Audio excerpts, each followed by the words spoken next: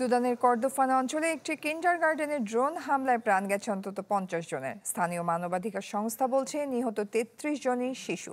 বৃহস্পতিবার পরপর দুবার এই নৃশংসতা দেখে কালুগি শহরের স্কুলটি। প্রথম দফা হামলায় প্রথমে ভবনটি ধসে পড়ে। উদ্ধার কাজ চালাতে আসে স্বেচ্ছাসেবীরা, তাদের লক্ষ্য করে দ্বিতীয় দফায় চালানো হয় হামলা। কিন্ডারগার্টেন প্রাঙ্গণ ফুলের মতো যে শিশুদের হাসির শব্দে ছিল মুখরিত, তারা আজ হাসপাতালের করিডোরে শুয়ে আছে নিথর দেহে। একের পর এক ড্রোন হামলায় শোকের মাতম ছড়িয়ে পড়েছে পুরো কালুগি শহরে। সব মিলিয়ে বলা যায়, যুদ্ধের সবচেয়ে অমানবিক চিত্র দেখল সুদানের দক্ষিণ কর্দোফান অঞ্চল। সুদানের সাউথ কর্দোফানের কালুগি শহরে কিন্ডারগার্টেন সহ একাধিক বেসামরিক স্থাপনায় ভয়াবহ হামলায় মৃতের সংখ্যা অন্তত 114 পৌঁছেছে। শিশু নিহত হয়েছে প্রায় অর্ধশত। বৃহস্পতিবারের প্রথম হামলায় মারা যায় 71 জন। এরপর যখন স্থানীয় মানুষ এবং স্বেচ্ছাসেবী চিকিৎসকরা ছুটে যান সহায়তায়, ঠিক সেই সময়ে দ্বিতীয় দফা আঘাত আসে ড্রোন থেকে। হামলা হয় কিন্ডারগার্টেনে, শহরের সরকারি ভবনে এবং হাসপাতালে। যোগাযোগ ব্যবস্থা ভেঙে পড়ায় বাস্তবিক ক্ষয়ক্ষতির পুরো চিত্র এখনও জানা যাচ্ছে না। চিকিৎসক সংগঠন সুদান ডক্টরস নেটওয়ার্ক জানায়, হামলাগুলো ছিল পরিকল্পিত এবং সুইসাইড ড্রোন ব্যবহার করে।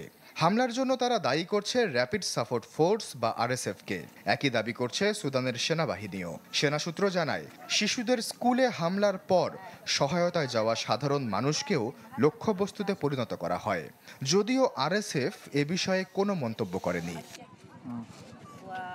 এদিকে আরএসএফ পাল্টা অভিযোগ তুলেছে সেনাবাহিনীর বিরুদ্ধে। তারা বলছে, প্রতিবেশী চাঁদের আদ্রের সীমান্ত অঞ্চলে একটি জ্বালানি ডিপো ও বাজারে সেনা পরিচালিত ড্রোন আক্রমণে বেসামরিক হতাহত হয়েছে। সেনাবাহিনীও এ অভিযোগের বিষয়ে করেনি কোনো মন্তব্য। জাতিসংঘ শিশু তহবিল ইউনিসেফ বলছে, স্কুলে শিশু হত্যাকাণ্ড মানবাধিকার লঙ্ঘনের স্পষ্ট উদাহরণ। প্রতিষ্ঠানটি সব পক্ষকে অবিলম্বে হামলা বন্ধ ও মানবিক সহায়তার নিরাপদ প্রবেশাধিকার নিশ্চিত করার আহ্বান জানিয়েছে। কর্দোফানে তীব্র হামলার ঘটনা দেখে আমাদের ধারণা সুদানের নৃশংসতা আরও একটি ঢেউ সৃষ্টি হচ্ছে।